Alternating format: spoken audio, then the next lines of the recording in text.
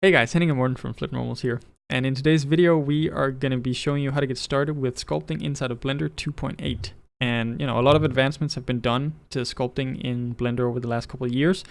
Blender's actually become a really nice sculpting software now. You can actually create some really cool things in there. Now this sculpt was made in Blender 2.8, so not highly advanced, not super detailed, but you're really able to control the forms quite nicely now.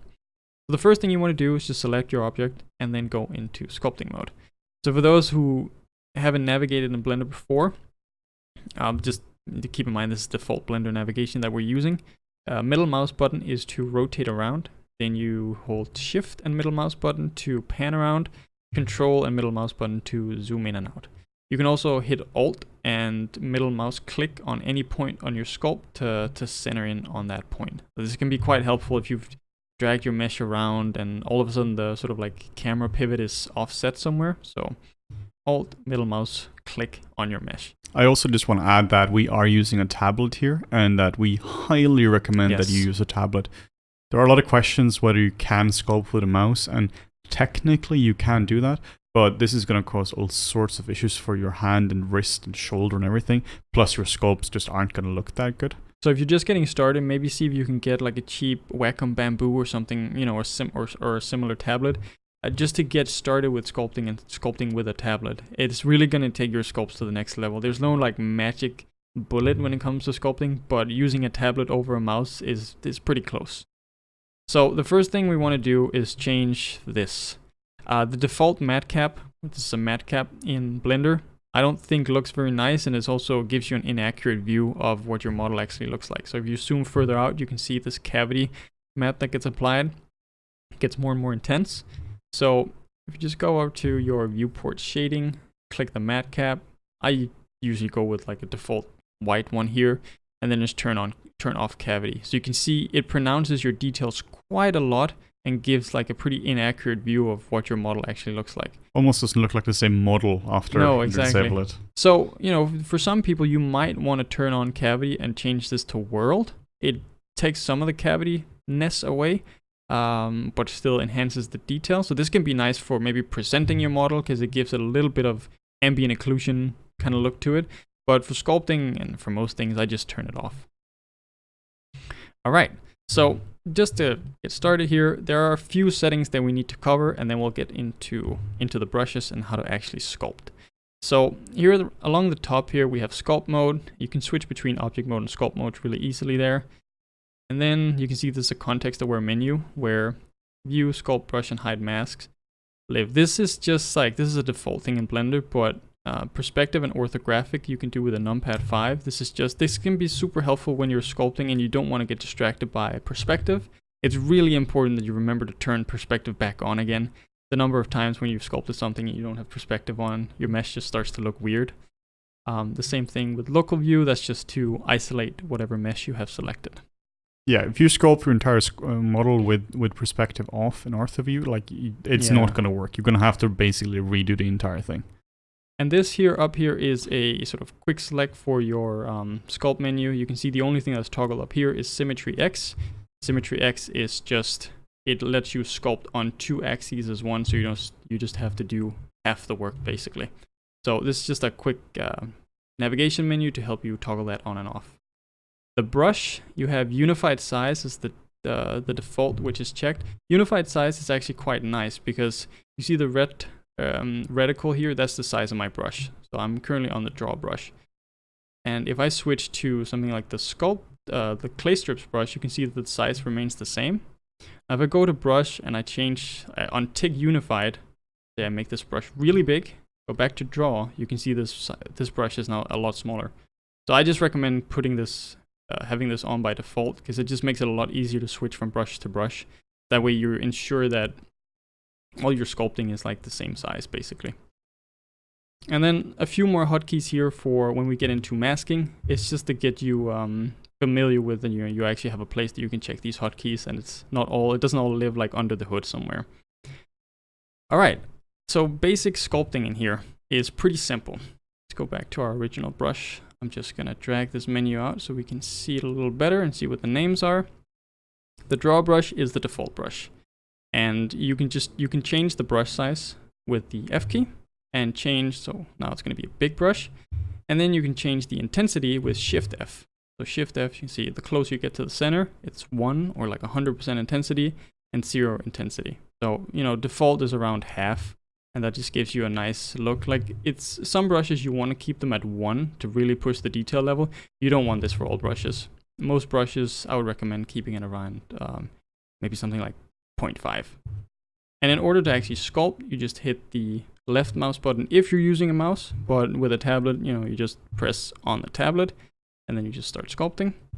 A really cool feature when it comes to sculpting, this is pretty standard in all sculpting tools now, is you hold down Control and that subtracts your sculpting. So you can go quickly between adding form and subtracting form. So this is pretty handy when you're sculpting because you don't always want to add form. You oftentimes want to vary between the two. Yeah, get used to this and just try it out a lot when you're in the beginning because you're going to be going between adding and subtracting constantly. Yeah. And then with all brushes selected, actually, an option that you have is that you can hold down Shift and that lets you smooth out your detail level. So sometimes you want to get rid of some of the details that you've done to create new details. So holding down Shift just allows you to do that. Again, one of the brushes you're going to be using probably all the time in the beginning. Yeah, exactly.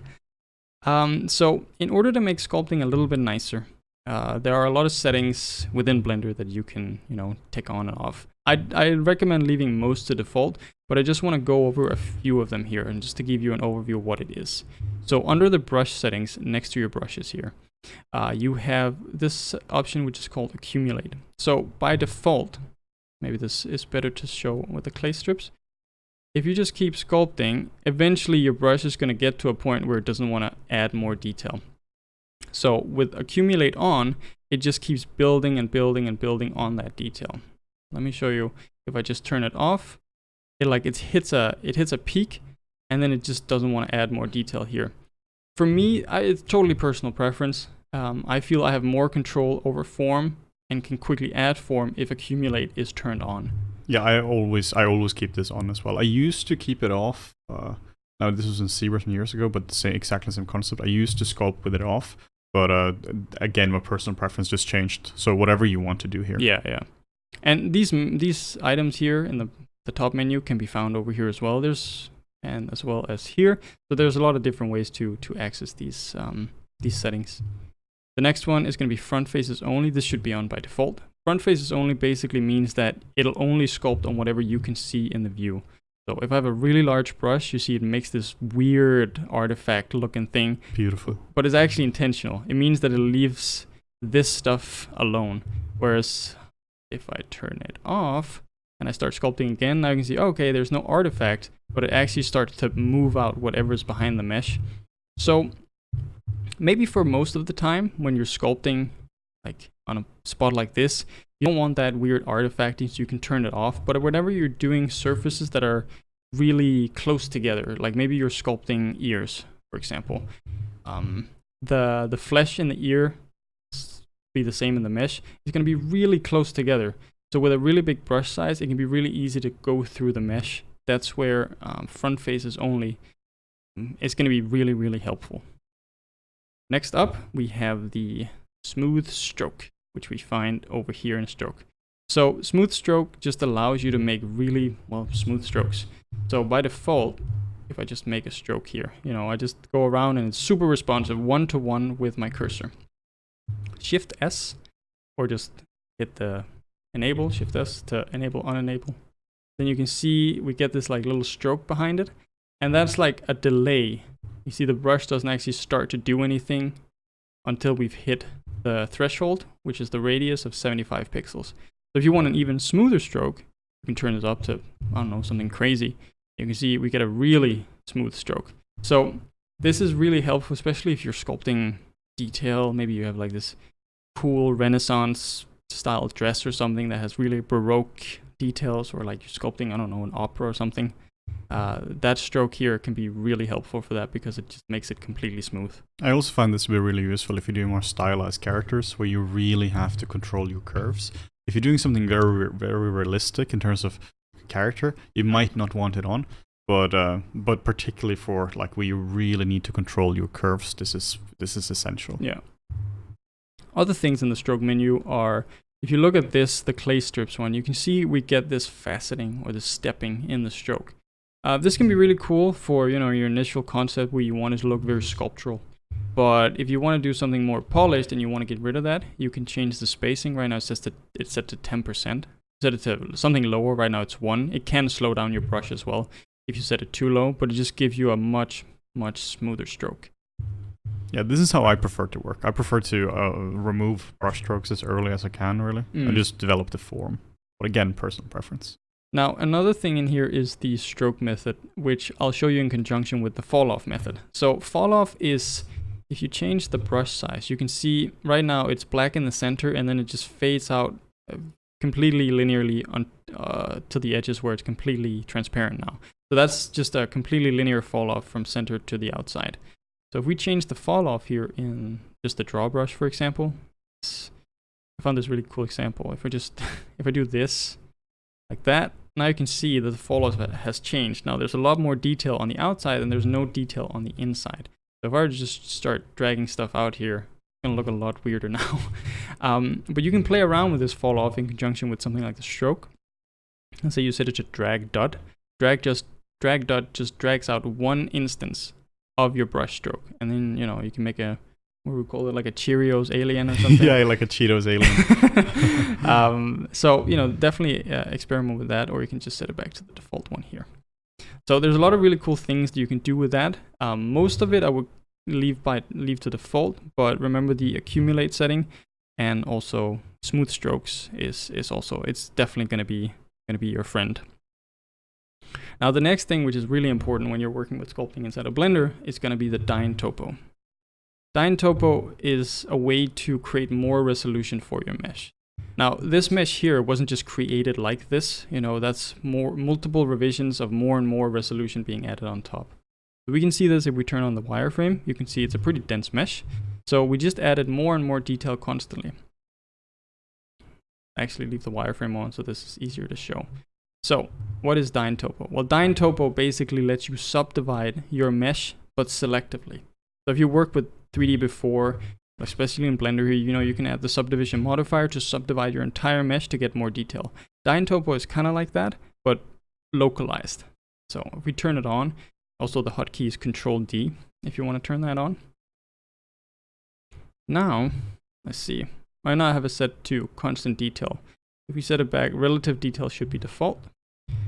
And then once we start sculpting, whoops, let's just set it back to, I think we still have drag dot enabled. Set it back to space. And now once we start sculpting, you can see based on what our detail size is, it's going to give us a different detail level. Now relative detail is relative to your cursor size compared to the mesh. So if you zoom in more, you're going to get more detail. If you zoom out, you're going to get less detail. So it's a pretty simple concept actually. Probably the most useful is going to be constant detail, where you get to pick a resolution, let's say 20 or something, and then it's always going to be 20. No matter what your brush size is, no matter how far away you are from the mesh, it's always going to stay at this value. So you have a lot more control, I think, with constant detail, but it's really personal preference. The last one I want to cover is brush detail, which is like a combination of the two. So it takes your brush size into consideration, which is based on it's a screen-based cursor. So the further you are in on the mesh, the more it's going to change. And also once you start changing your brush size, the smaller it is, the more detail you're going to add. You have to be a little careful with this. You don't want to make your brush too small and start adding too many details, because it can severely slow down your sculpting if you add too many details at once. It might also look really weird as well if you have really like triangulated areas with extremely high areas of density as well. Yeah. You might want to like have some hierarchies here where the back of the head is really low res, and then it gets denser and denser as you get closer to the eyes, for instance. And now just to give you a quick overview, I don't want to go through all the brushes because I don't think all of them are very good. This is the case with all sculpting, no matter which software you're sculpting in. Most of the time, people always ask like, "Oh, so what's the magic brush? What's the brush that you're using for specifically There's always one. this wrinkle that you made here? What was that brush?" And it's like the reality is maybe you use a handful of brushes. So, draw, Let's just turn on dyntopo because we don't want to slow this down while we're drawing here or sculpting. You know, the default draw brush is really good for adding volume. And if you combine that with maybe something like a lower intensity, Shift F to change that, you know, you can add some really nice volume really quickly, and you can get this very fleshy feel. You go in some places with a smaller brush, hold down Control, smooth it out a little bit, and add some contrasting detail on the other side, and that way you can build up form really easily. So this brush is excellent, and it's a really good all-purpose brush. The next one I use most of the time is actually going to be clay strips. Like, I don't really use clay that much because clay is very soft. For me, personally, I just like a harder stroke, I suppose. I can add more detail with this, and you combine this with the accumulate option. Find it there, up there. And with accumulate on, I can really build up volume really quickly. You know, you go across the form like this, maybe you add more intensity, something like this, you smooth it out a little bit, and then boom, you have a really nice jaw. You can do nearly all your sculpting only with this brush. Yeah, basically.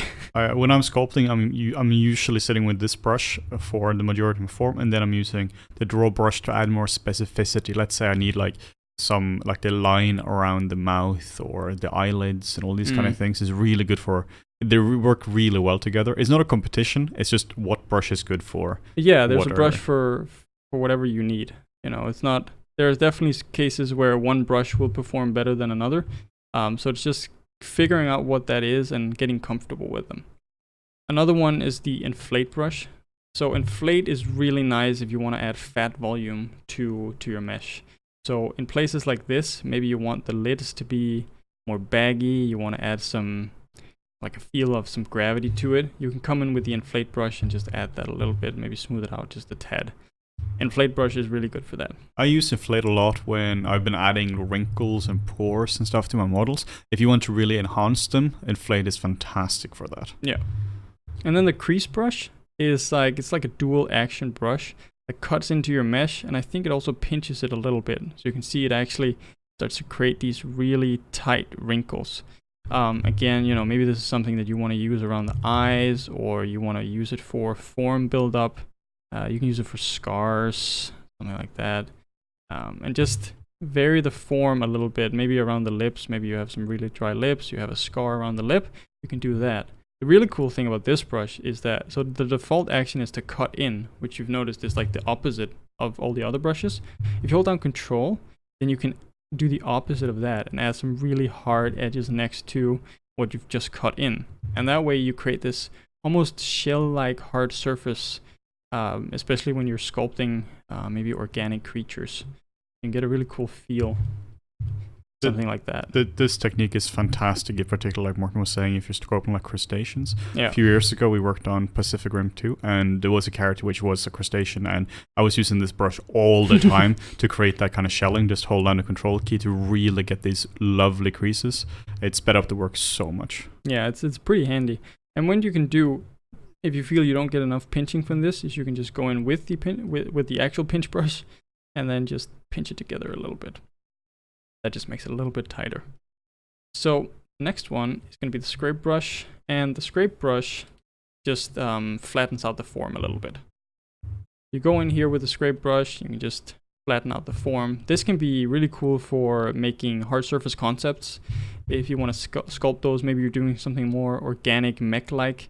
You can come in here, not with too high intensity. I don't like to keep the intensity all the way at 1. But you do this, you can get some really nice and edgy edges. You do it on the opposing side as well, and you get this really hard edge as well.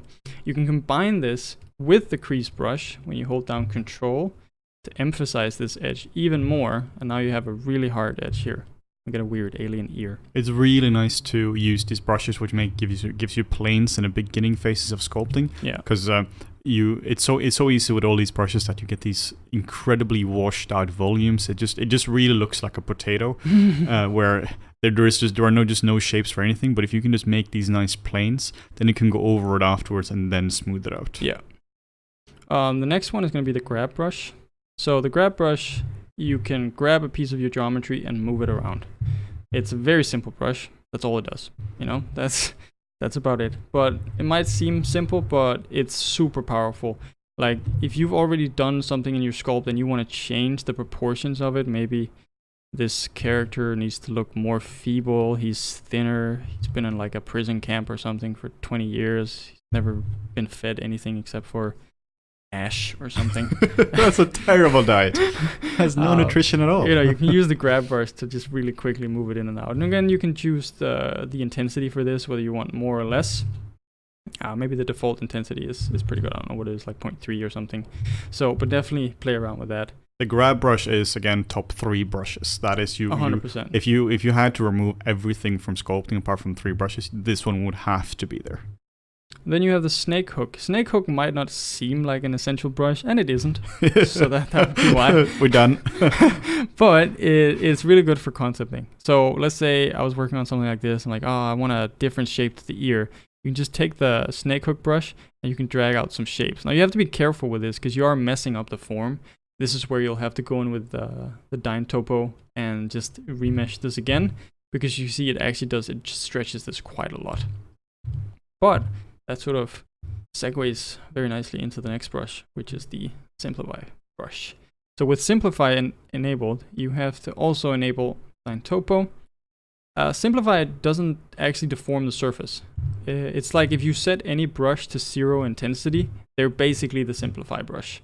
So here, let's say we do constant detail of 25 or something. And you just go over this, and now you have a remeshed ear. So now we've created more topology. You can see here there's like 10 faces or something, and now we actually have topology we can work with. And if it's too low with the simplify brush, you can just go back in and smooth over it.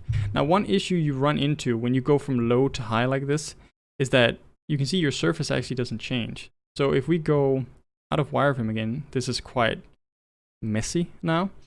And that's where you can turn on auto smooth. Like I wouldn't use auto smooth with any other brush, I think, but with the simplify brush, it can actually work quite nicely because as you start to simplify the surface, you can smooth it out as well.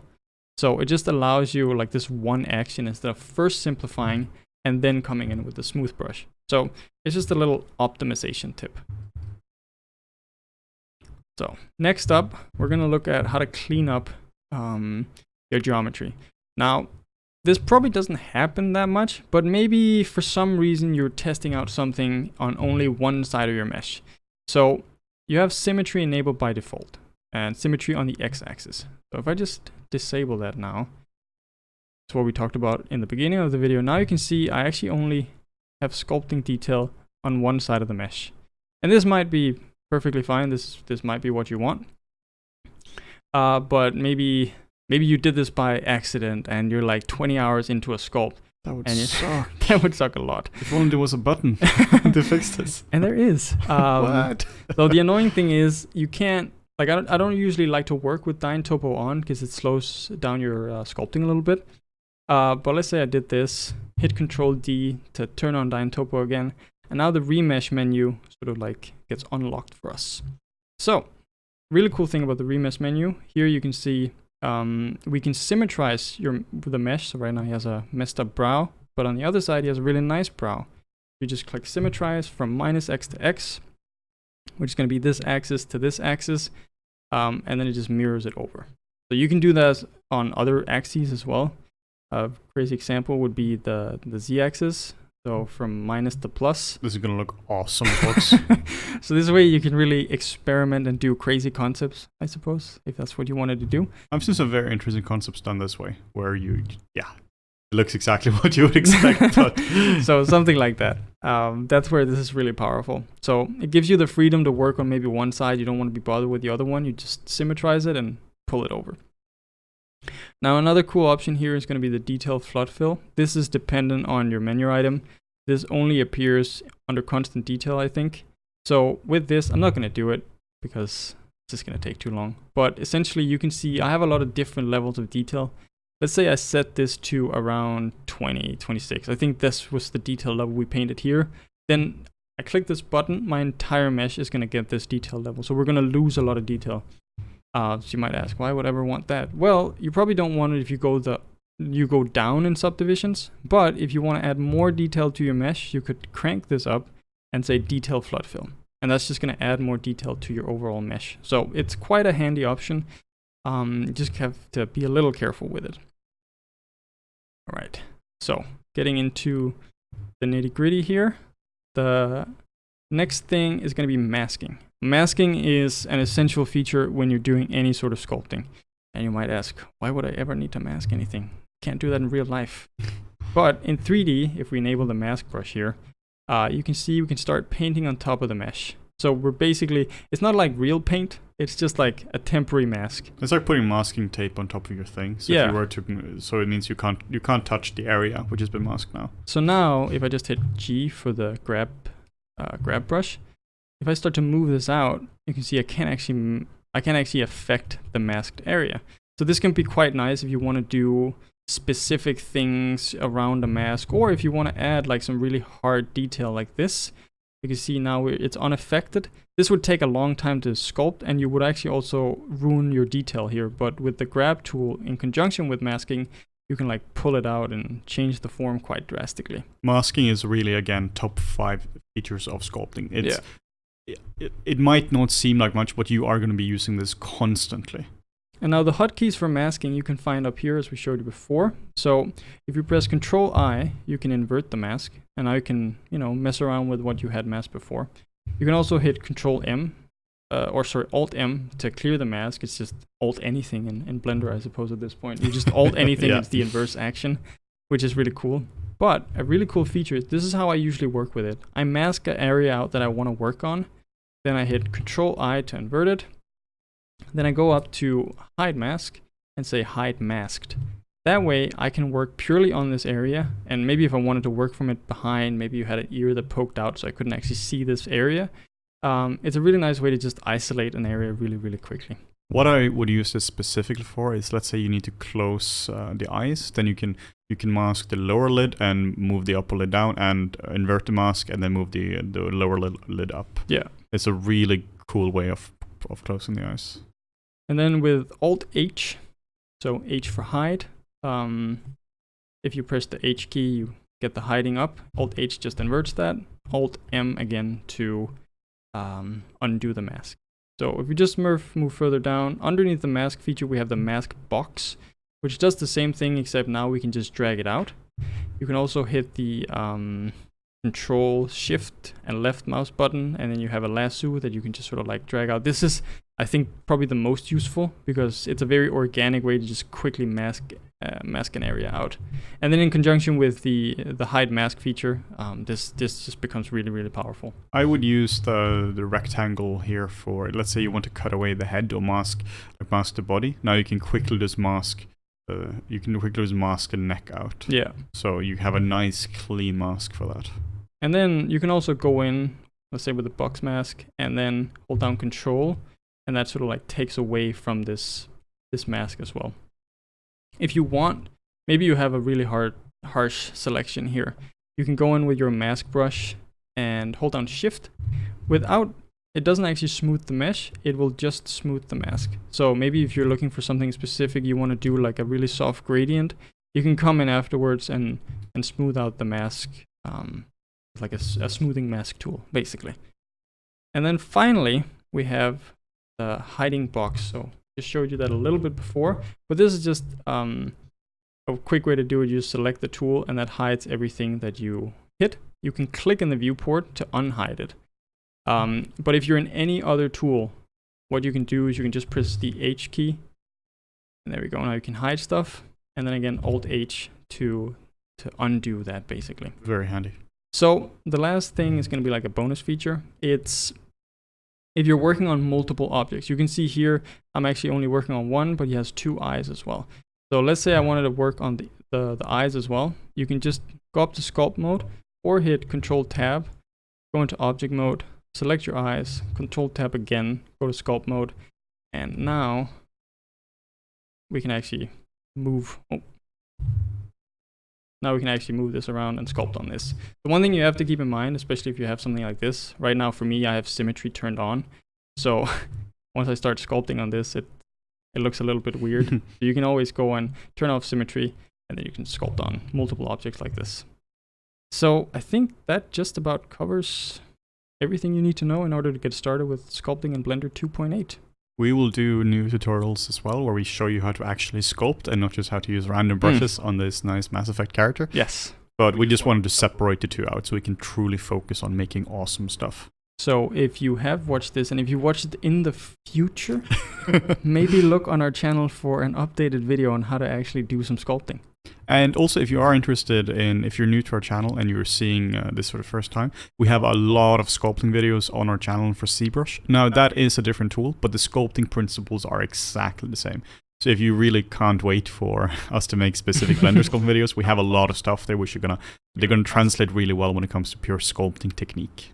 So thank you guys so much for watching, and let us know if you want to see more Blender content in the future, and specifically what kind of content you want to see. Make sure to leave a comment down below, like, subscribe, and turn on notifications. Thanks, guys.